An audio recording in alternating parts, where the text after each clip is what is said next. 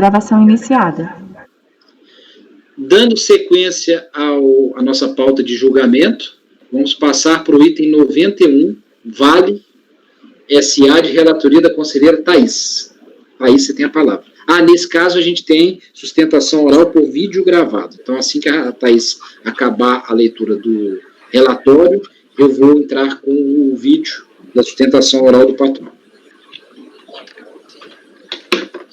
Trata-se de auto de infração decorrente de revisão aduaneira, lavrado para exigir a contribuição ao PIS e a COFINS, em razão do uso indevido da suspensão prevista no artigo 40 da Lei 10.865, relativa às importações registradas em tais datas.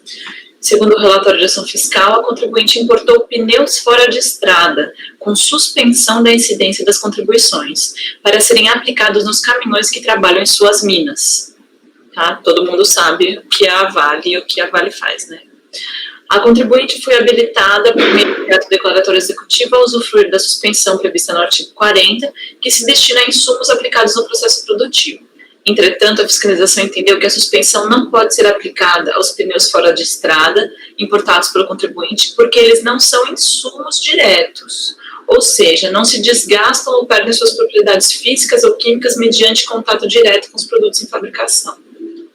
Em sede de impugnação, a contribuinte contestou a exigência, alegando em síntese: a. A nulidade do auto de infração. B. Não foi apresentada nenhuma justificativa concreta para contraditar que os pneus e brocas adquiridos são aplicados no processo industrial. C. Não foi feita nenhuma diligência ou verificação para se averiguar concretamente o uso desses insumos. D. A materialidade das contribuições são distintas do critério do IPI e do ICMS e, portanto, o conceito de insumo não pode ser o mesmo para todos os tributos. Por meio do acórdão tal do DRJ Florianópolis, foi julgado improcedente a impugnação. Eu colei aí a ementa para vocês. Regularmente notificado da decisão de primeira instância, o contribuinte apresentou recurso voluntário, no qual reprisou as alegações constantes de sua impugnação. E daí vem, na verdade, esse processo já passou por aqui, tá? Em 16 de dezembro de 2019, este colegiado, em sua anterior composição, decidiu converter o julgamento do processo em diligência, requerendo a unidade de origem, que a. Identificasse os registros realizados pelo contribuinte na aquisição dos bens, pneus fora de estrada. B. Os autos e ou outros que, se fizerem necessários, a ocorrência do aumento da vida útil do bem principal, veículo superior a 1 ano. C. Elaborar relatório de diligência expondo as conclusões relativas aos itens A e B. D. Dar ciência ao contribuinte do conteúdo produzido, e etc. A fiscalização apresentou o relatório de diligência, em folhas 172 a 182, do qual foi dada ciência ao contribuinte, que, por sua vez, se manifestou por meio de petições de folhas 188 a 193. É o relatório, presidente. Ok, eu vou colocar o vídeo, tem qualquer problema. Eu peço para todo mundo ficar mudo, né? Silenciar o microfone. Eu vou colocar o vídeo, apenas se não aparecer, vocês me interrompam, ok?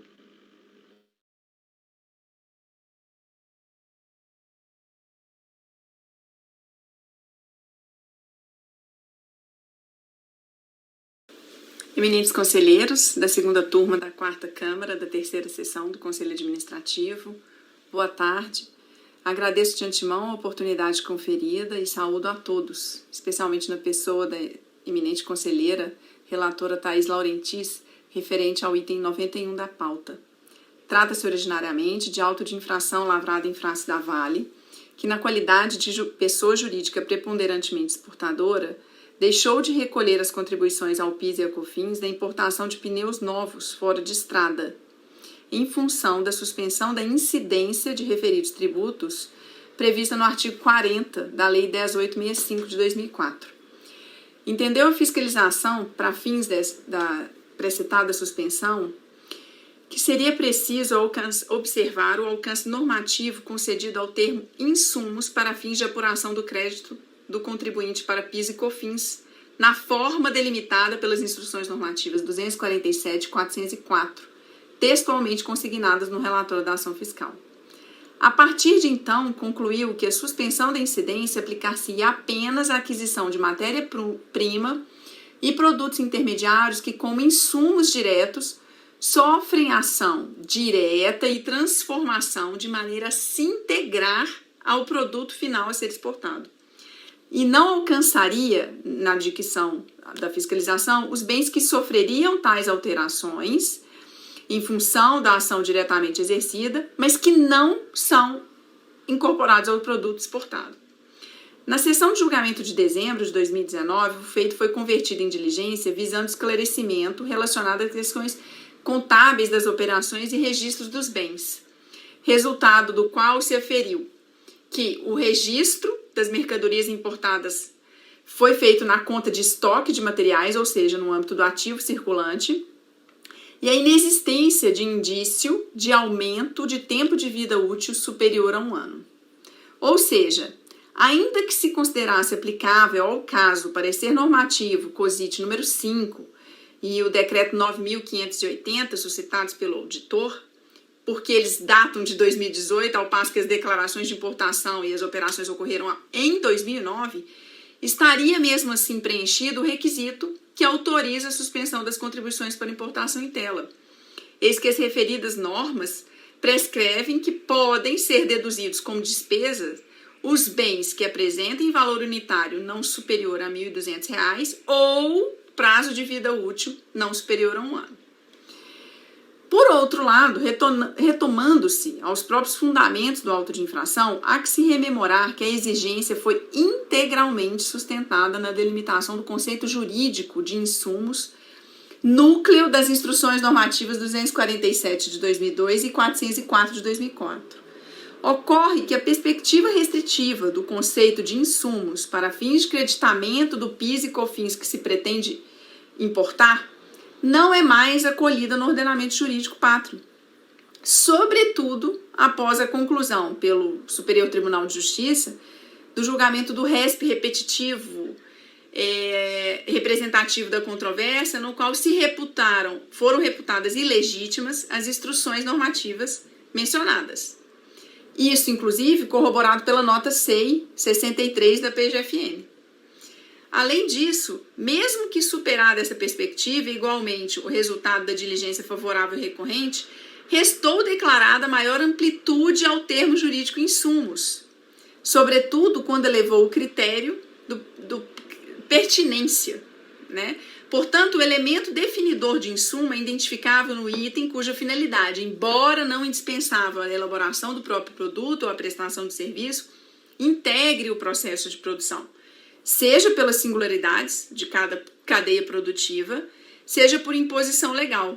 Configuração essa patente nos pneus fora de estrada, porque necessários nos indispensáveis caminhões que realizam o trânsito de minério de ferro entre as áreas de lavra e beneficiamento, fases internas do processo produtivo da recorrente. Não por outro motivo, releve-se ressaltar que nos autos do PTA consentâneo a esse de hoje, o 10.611.720.532, foi proferido o acórdão integralmente favorável à mesma contribuinte, resguardando seu direito à suspensão do PIS e COFINS, na forma do artigo 40 da Lei 10.865, para o mesmo bem, pneu fora de estrada. Desta feita, é a presente para reiterar à recorrente o pedido de que seja conhecido e provido o presente recurso voluntário, reconhecendo-se a insubsistência da autuação e afastando, em caso, a exigência da contribuição ao PIS e COFINS nas importações auditadas. Agradeço novamente a oportunidade. Boa tarde.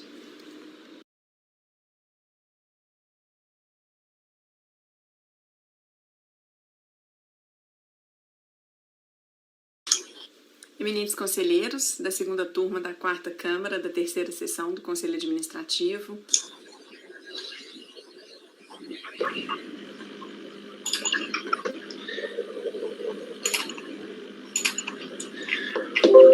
Pronto, retornando, todos ouviram, tudo certo? Então podemos retornar para o voto da conselheira Thaís. Vamos lá. Estou conhecendo do recurso porque ele preenche os requisitos de admissibilidade, tá?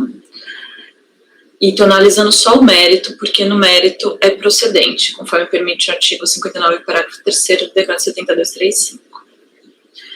A questão de mérito versa sobre o alcance do conceito de insumo no âmbito da legislação da contribuição ao PIS e da COFINS. A contribuinte Obteve da administração o ato declaratório executivo número 64 de 2009, por meio do qual foi habilitado a operar o regime de suspensão das contribuições ao PIS e COFINS, incidente sobre as receitas de vendas de matérias-primas, produtos intermediários e material de embalagem adquirido por pessoa jurídica preponderantemente exportadora. Tendo em vista que a Vale foi considerada pela administração uma pessoa jurídica preponderantemente exportadora, ela foi contemplada com a possibilidade de adquirir insumos com suspensão daquelas contribuições. E assim procedeu, em relação aos pneus, conforme o quadro a seguir que se encontra no relatório fiscal em folhas 20. No recurso voluntário, a defesa mencionou que também importou brocas, mas a fiscalização não menciona esse bem no relatório fiscal, portanto entende-se que não houve cobrança de PIS/COFINS sobre brocas.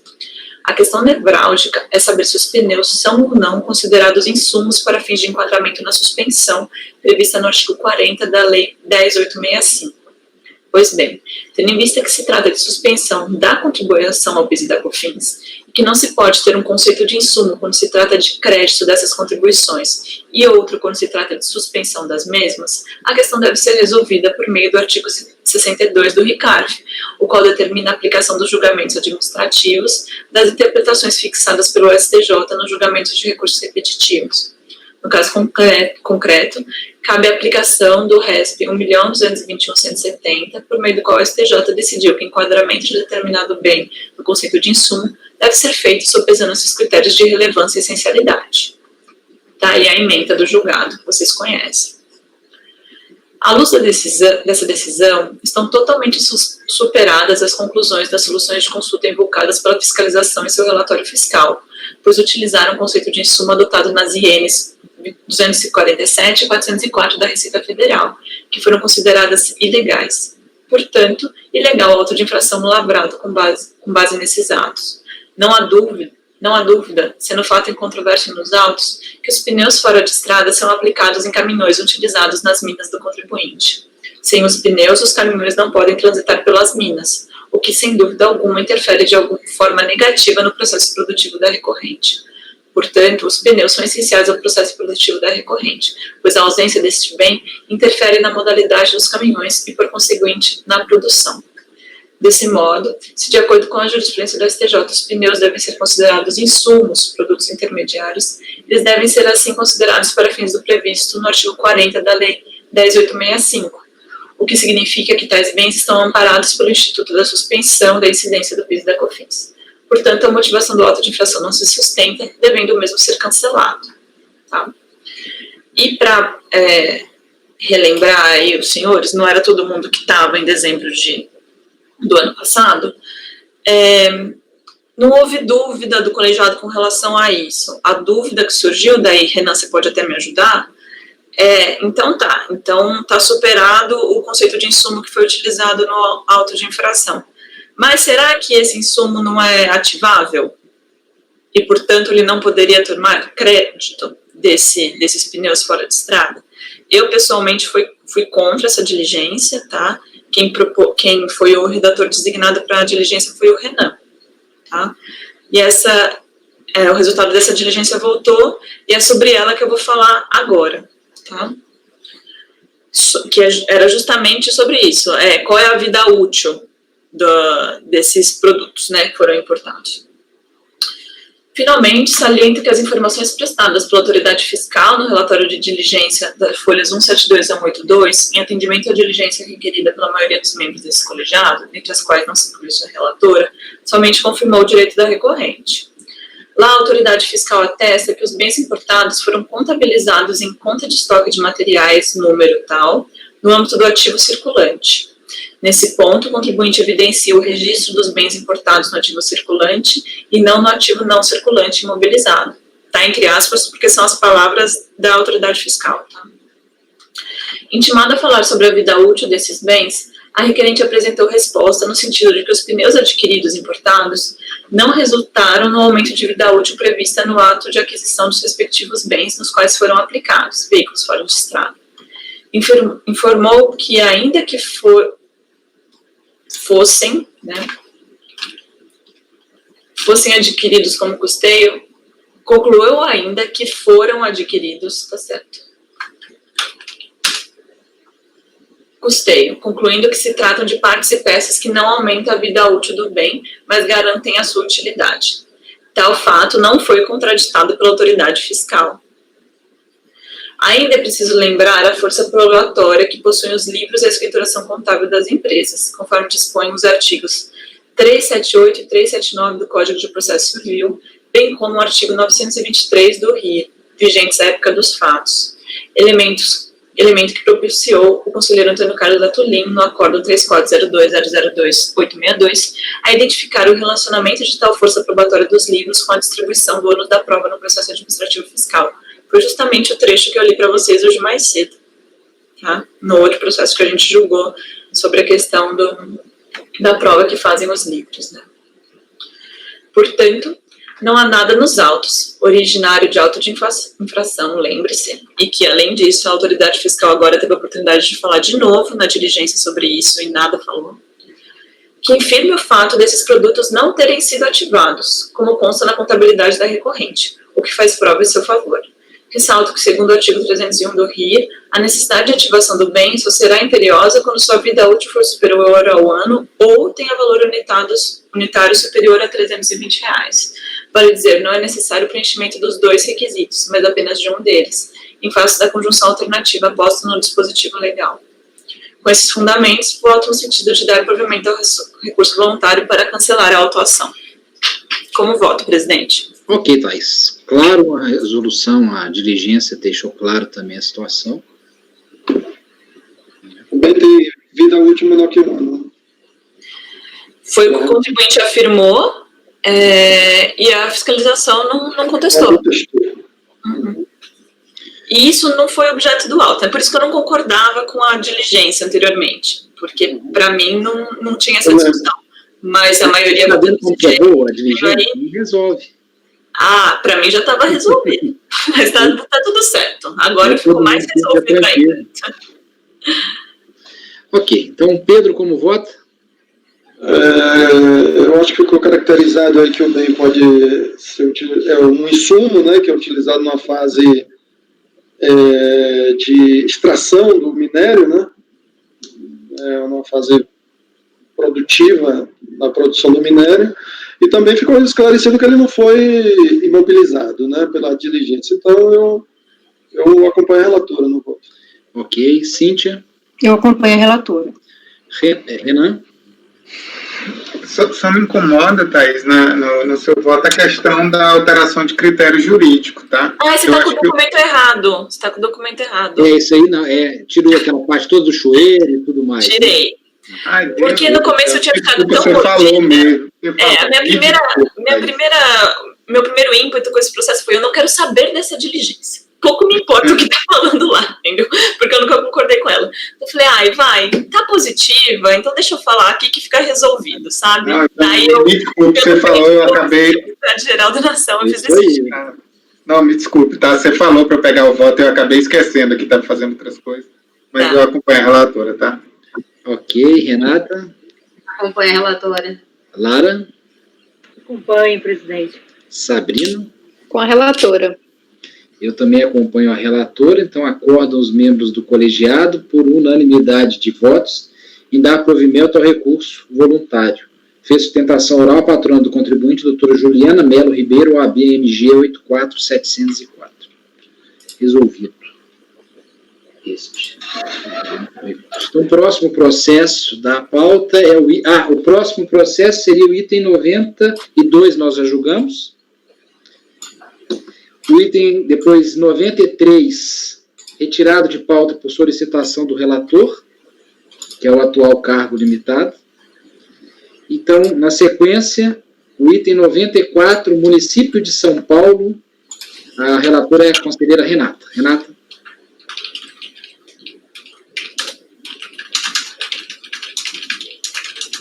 Eu ia começar a falar aqui de novo com o fone desligado. Enfim. Último.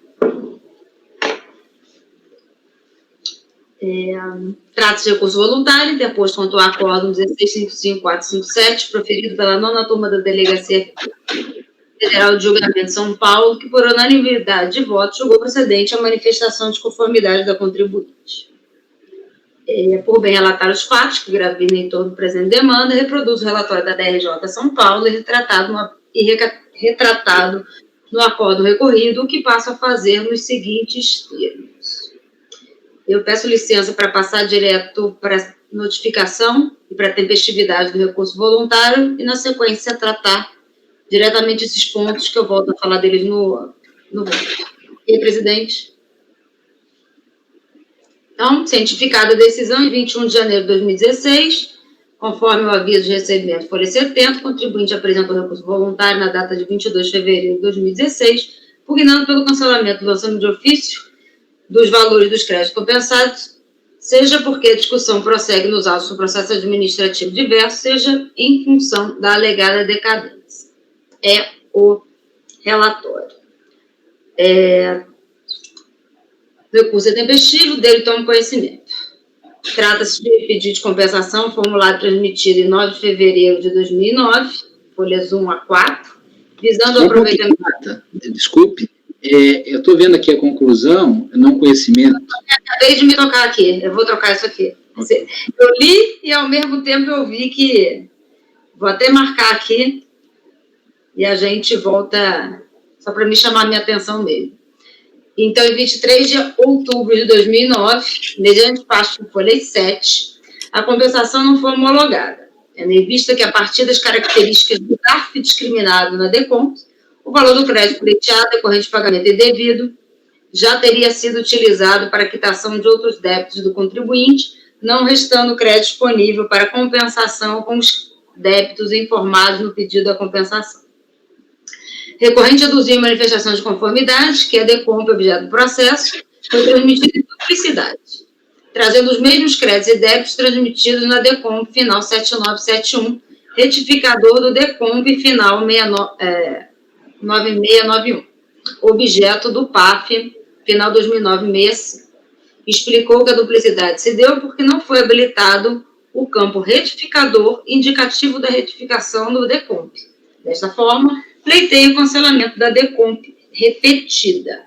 A DRJ acatou o pleito do contribuinte e deu provimento à manifestação de conformidade, determinando que a unidade da Receita Federal do Brasil, da circunscrição do domicílio tributário do contribuinte, promovesse as medidas cabíveis para o cancelamento do DECOMP final 2171. A DRJ reconheceu que a DECOMP 7971, retificadora do EDECOMP 9691, tratam do mesmo objeto e crédito deste processo, e consignou, no PA 2009, final 2009-65, foi prolatado o acórdão 1655455, da mesma nona turma de julgamento da DRJ São Paulo, que não conheceu do direito creditório do município. Em recurso voluntário, recorrente aduz que a autoridade julgadora efetuou o lançamento de ofício do crédito cuja compensação era pretendida, vinculando ao presente processo administrativo, e não ao primeiro, o PA final 2965, ainda pendente de julgamento no CARF. Assim, alega duplicidade de cobrança e requer o cancelamento do lançamento de ofício correspondente, seja pela duplicidade, seja pela decadência de eventual saldo a menor a ser cobrado. Vejamos, conclusão dos autos, vê-se que as folhas 68 existe o seguinte termo de informação datado de 24 de fevereiro de 2016. Aí está escrito aqui. Desta forma, o processo final 2965 trata do mesmo crédito de PIS e COFINS do presente processo e que ele se encontraria em julgamento no CARF. Desta forma, tanto o processo 2009-90 quanto o seu respectivo processo de cobrança 2009-17 foram encerrados. Não foi possível o cancelamento da DECOMP, pois o sistema não permitiu o tratamento manual do presente processo. Na sequência de folha 73, tem-se o termo de arquivamento. Está aqui o termo de arquivamento colacionado.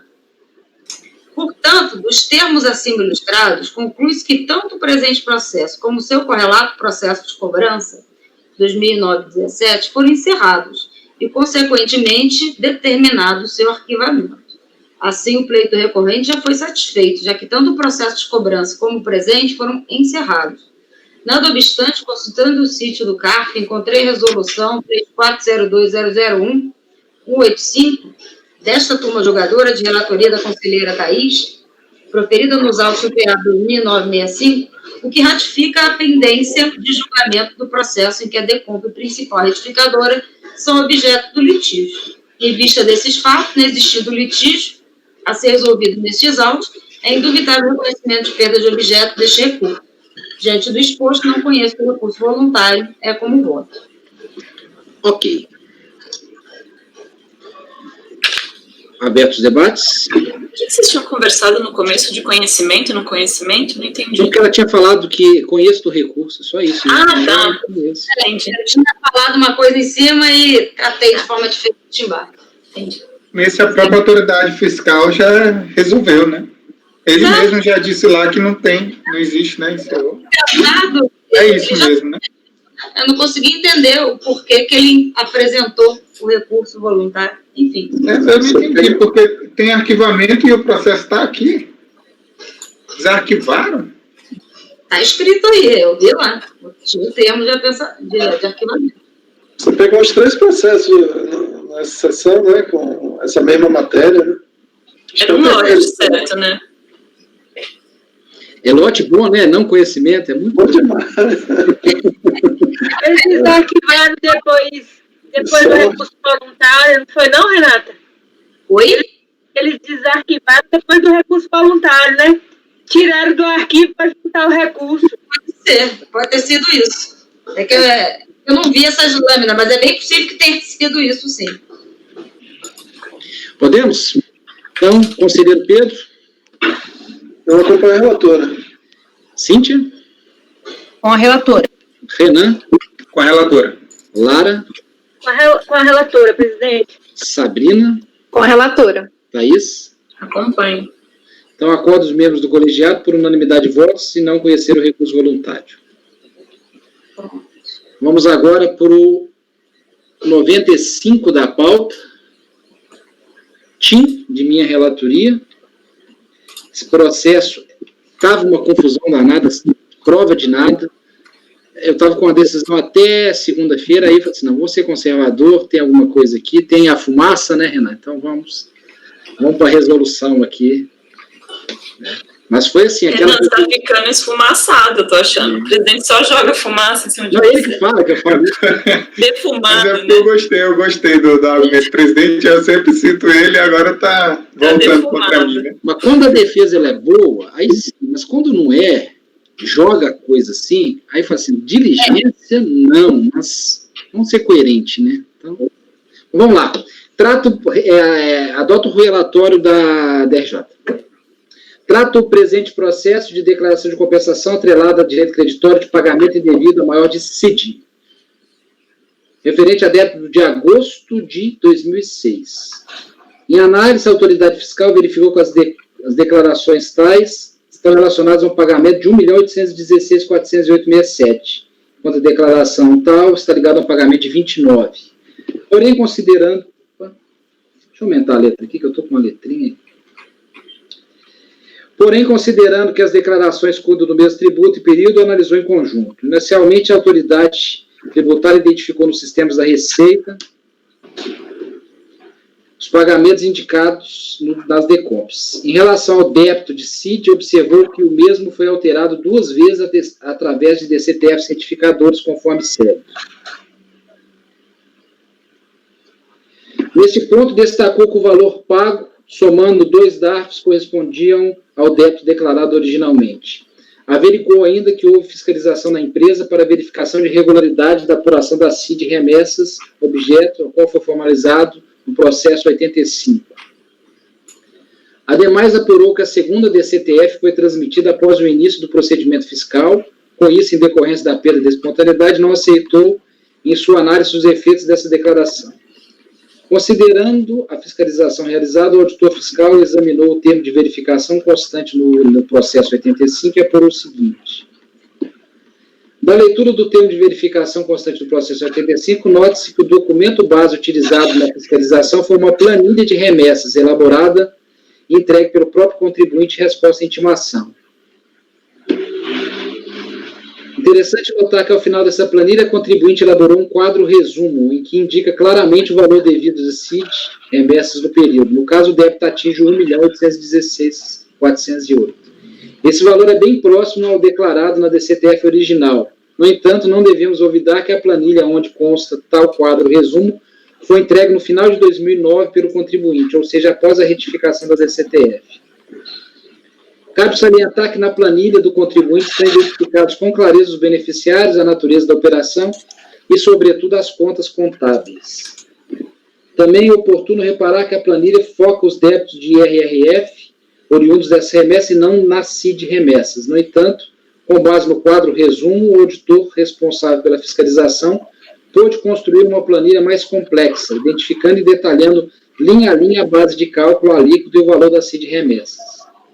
Uma cópia dessa planilha com os dados encontra-se as folhas 80 e 82 e basicamente retoma os valores inicialmente apresentados pelo contribuinte, adicionando as colunas alíquota ISS, alíquota IRF, base de cálculo reajustada e CID. Portanto, é com base nos documentos apresentados pelo contribuinte nas conferências realizadas pelo auditor fiscal que se chegou ao valor correto da CID remessas devida no período, no caso, R$ 1.816.408. Os documentos citados pela autoridade fiscal contam das folhas 74. Em seguida, o auditor fiscal explicou que se atentou em aferir se o valor de R$ 1.816.408 era objeto de autofração a fim de se evitar a cobrança em duplicidade. Nesse ponto, esclarece que a leitura atenciosa do termo de verificação fiscal, assim como a análise dos valores apresentados nas diversas tabelas, nos permite afirmar que o débito da CID remessa referente a agosto de 2006 e lançado em 2010 não se confunde com o débito aqui apurado no valor de R$ 1.816.408,67. O valor do principal lançado no AI foi de R$ 867.803,13.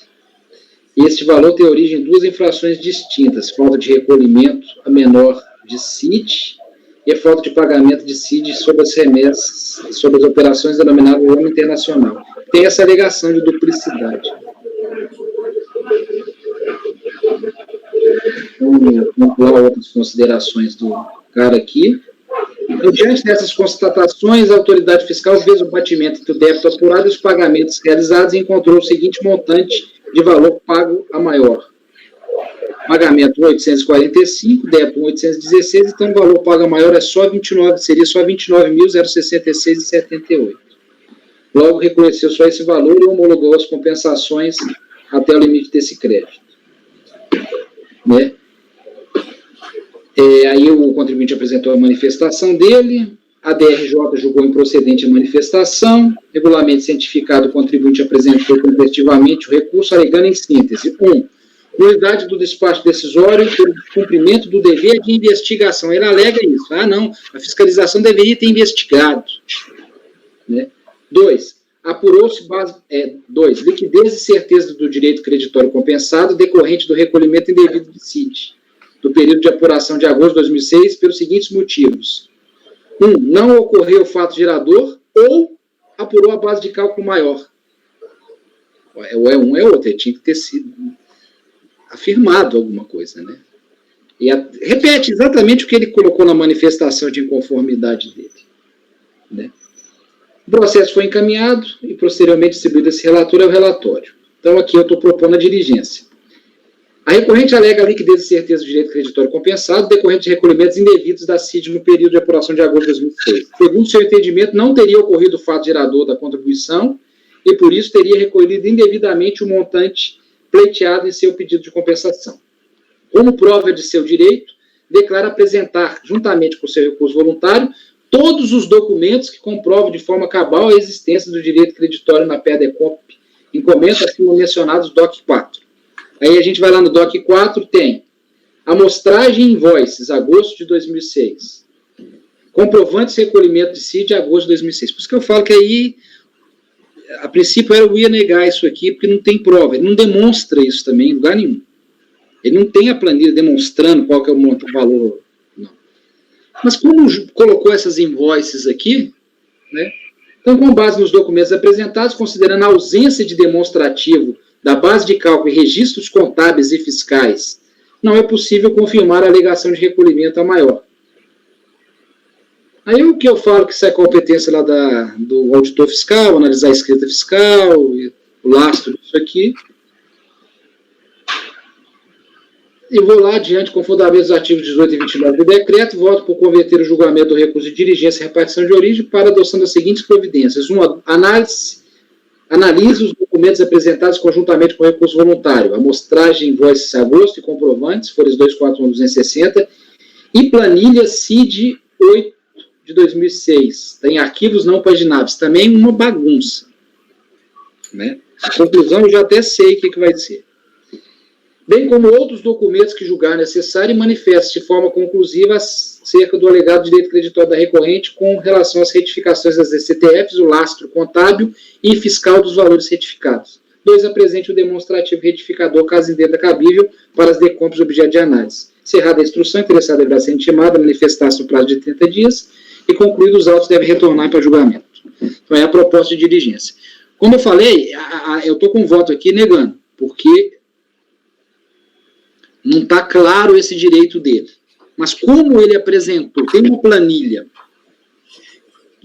um documento não paginável, que relaciona alguns pagamentos, mas não tem um batimento, não tem um demonstrativo. Fala assim, aí eu paguei tanto, eu devia tanto, então, eu devia tanto por quê? Porque eu fiz essa remessa só, e não isso que a fiscalização está falando. E aí ele joga um tempo no voz e fala que aquilo é suficiente. Então, com base da fumaça, né, Renan? Eu estou refletindo e entendi que estão, para não cercear o direito do cara, mandar isso em diligência para apreciar esses documentos. Então, essa é a proposta.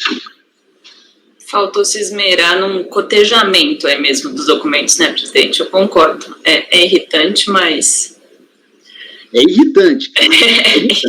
Para quem está julgando, né? Mas acho que a diligência é pertinente. Eu refleti, não vou propor a diligência. Então, é a proposta, gente. Conselheiro... Eu queria só, quanto a esse item 2, apresente um demonstrativo retificador. Essa providência é para a autoridade fiscal? Isso. Para que ele... É que eu não entendi ao certo que seria esse demonstrativo retificador. Não tem um demonstrativo dele, do despacho dele lá? Ah, sim, do despacho. Entendi. É para a unidade, né? Não é para o sujeito passivo. Então, se ele vai, não, realmente a empresa está certa, esses documentos eu não tinha visto isso e tal. Né? Entendi. Ok? Então, Pedro? Eu acredito que esse documento sugere a existência do direito, né, creditório do direito, mas não é suficiente, antes para se atestar esse direito completamente. Tem uma conferência pela autoridade, então eu sou a favor da diligência. Ok. Cíntia? Eu acompanho a diligência. Renan? Nesses casos que o contribuinte traz alguma prova, eu confesso que já estive em situações parecidas com a sua, em que você fica em dúvida, isso aqui é prova ou não é prova, então você acaba ficando numa zona cinzenta entre a resolução ou negar provimento, como você mesmo disse. Só que assim, quando a gente fica em dúvida, eu acho também melhor ir pelo lado da precaução, né, e pela diligência, por isso acompanha a proposta. Ok. Renata? Eu acompanho a diligência, a proposta de diligência. Lara? Eu não estou ouvindo, Lara. Não sei, é algum barulho, não é daqui não. Aqui está silencioso. Tirou barulho, não sei se tem alguém com um microfone. Pedro, seu microfone está aberto. Pedro e a Thaís. Eu considero como colega Silvio, quando fica na dúvida, assim, tem a fumaça está aí. Eu vou acompanho o relator no sentido de que deve ser feita a diligência. Ok, Lara. Sabrina? Acompanho a proposta. Thaís? Com o relator. Então, Então, resolve os membros do colegiado, por unanimidade de votos, converter o julgamento do recurso em diligência nos termos do voto da relatora, não, né? Do relator. Então, agora a gente vai retornar um processo que estava com vista de mesa, o item 90 da pauta, que a conselheira Cíntia ficou de anexar o voto do mérito na pasta. Eu coloquei o voto junto com a resolução na pasta da contribuinte. Ótimo, vamos lá na pasta, Cíntia.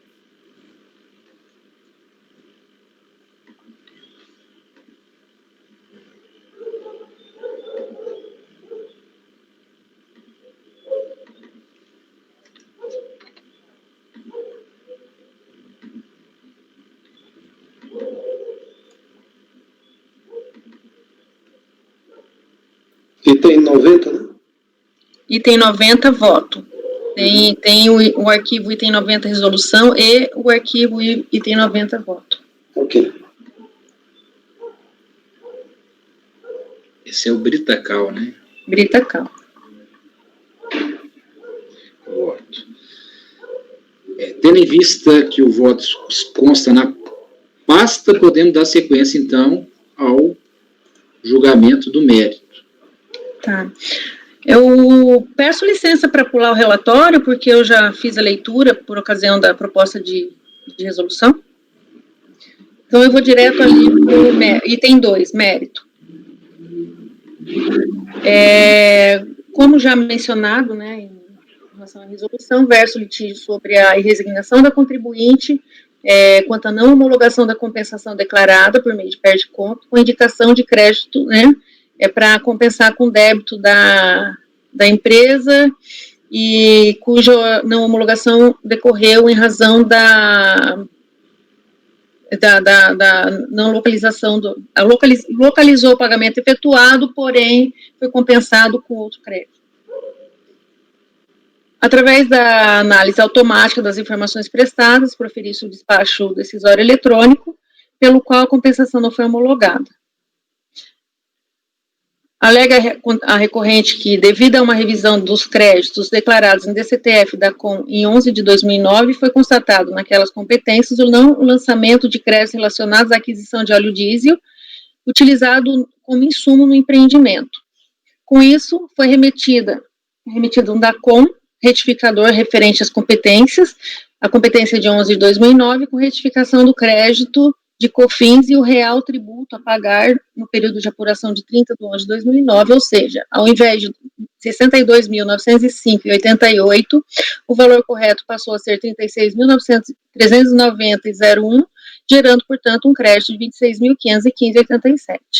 Esclareceu a recorrente que, não obstante retificar o DACOM antes da emissão do despacho decisório, por equívoco, deixou de retificar a DCTF, o que ocorreu somente em 26 de 4 de 2003, com envio da respectiva declaração.